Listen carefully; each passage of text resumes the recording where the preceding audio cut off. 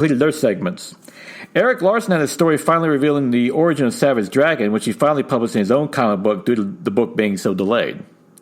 The book was finally released in 2005, just in time for its 13th anniversary, as the joke would be, and once again reminding readers of the old complaints about Image being so late with its books.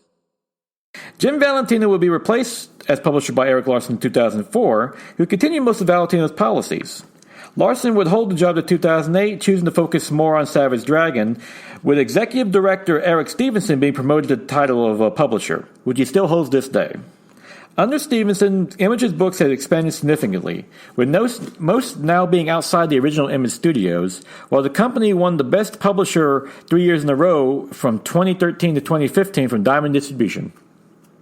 Today, Image remains one of the top American comic publishers after Marvel and DC, continuing to be a champion for creators' rights and producing a diverse lineup of books.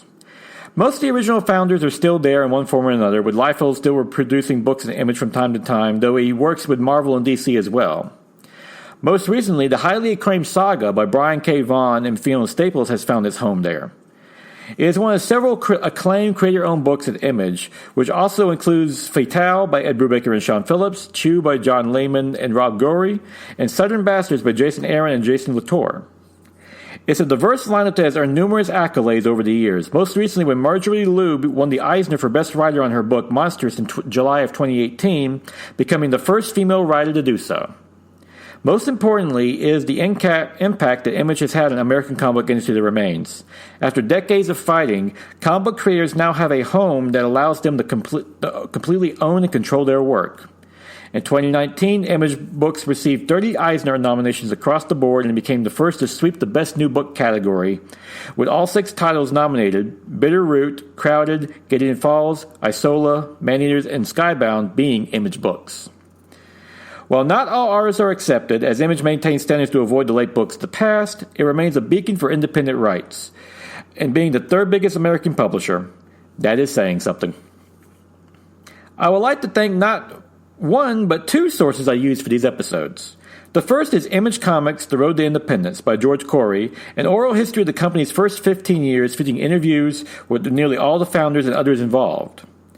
A great read for Image comic fans, though hard to find now. I had to buy it used through Amazon. The other source was the documentary The Image Revolution, which can currently be viewed on Amazon Prime and is a must-watch for any Image fan.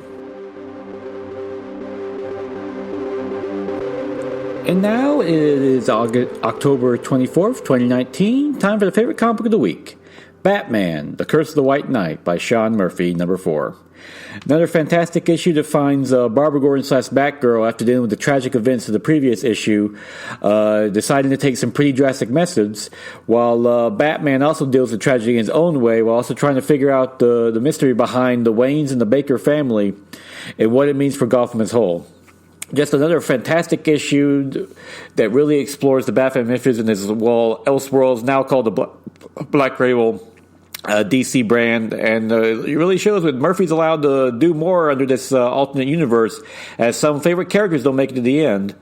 Just great action in general as well. Murphy's art is top notch. He draws a fantastic, physically imposing Batman, but also very physically vulnerable, as he also has to deal with the tragic events of these last issue. Great read in general, and it looks to be a perfect sequel to Batman the White Knight, also by Sean Murphy, and that was one of the best Batman stories in years. If you haven't read it, definitely pick it up, and also pick up this comic. It is fantastic. I also want to give a quick shout out to my friend Adam Weston over at the Weekly Thunder, who gave me a nice birthday shout out.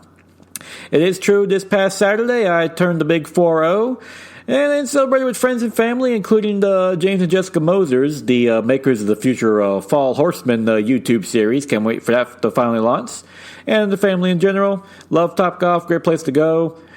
Can't horrible at it, but golf was one of those few things you don't have to be good at to enjoy.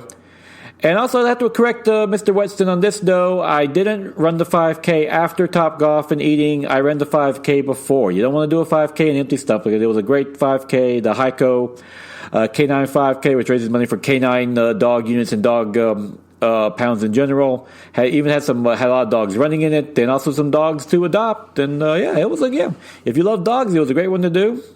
Sadly, despite being on my birthday, I didn't win my age bracket Some other guy beat me, but he beat me by 3 minutes. And anyone who's ever on the 5K can tell you 3 minutes is a lifetime. I did it in 23:37, and he did it in like 20:27. So shoot, yeah, no shame in that.